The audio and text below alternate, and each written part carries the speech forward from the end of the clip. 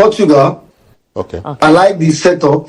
It's in fact, without Ronaldo, they are fantastic.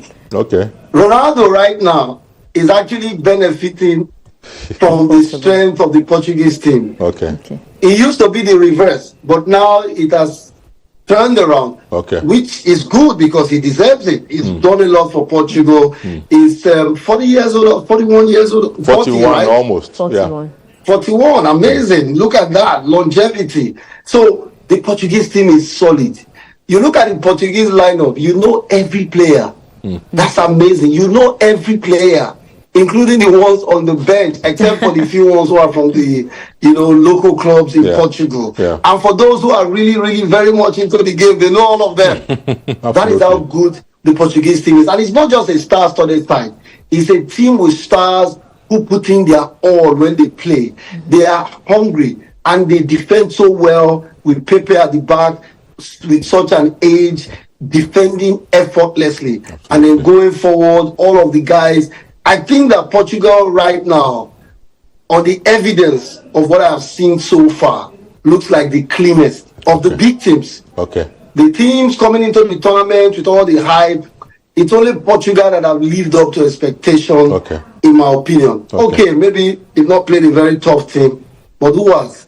Germany played Scotland. Yeah. In fact, anybody can beat Scotland. Including Ghana and Nigeria. That's not true. Very true. Exactly. No, especially Nigeria right now. Ghana has turned the tide a little bit. Absolutely, a little bit. That's true. We don't know if things will change again, but for now, congratulations to Ghana.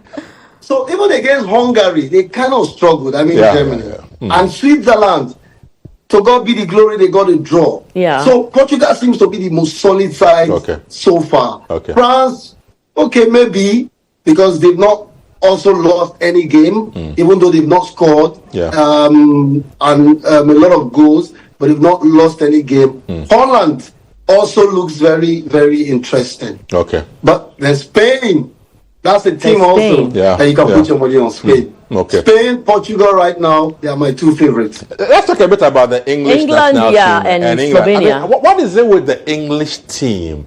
What's they happening? have all the players, all the great names. You mentioned that you liken them to Arsenal. What is the real issue with the English team and why they fail to glitter, notwithstanding they having all the stars they bring to such tournaments? That's a very difficult question. I'm thinking right now. I think that England's problem, maybe, if I'm right, could be overhyped.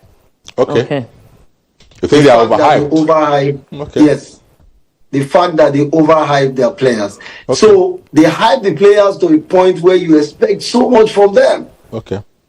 And then when they come together as a group, you start to see that as a group, they are not as solid as they are when they play individually for their clubs. Okay. This same thing can be said of the Nigerian Super Eagles. Okay. Star players everywhere, but when they come together for Nigeria, you need to get a binocular to see if it's Boniface you are watching, if it's the same Ademola Lookman or Terry Murphy that you're watching on the pitch. Okay. So England's story, I think, is a story of high expectations not being met. So which makes us to think that, the English team is not performing well, because in the true sense of the word, the English national team are underachievers. Absolutely. They are supposed to be seen as underdogs in big tournaments. Okay, they won the World Cup in 1966. How many people can still remember that's that? The last time they won anything. That's it. So, because it is England, we try to put them as one of the big teams. Why? Because of their Premier League and the big stars. But if you look at the national team on its own, it's a completely underachieving national team. And as a result, are supposed to be regarded as underdogs. Then we cannot be surprised when they do better than the tag of underdogs. But because of their history and their nation, we see them as a big team, but yet they don't have the character, personality, and quality of that big team.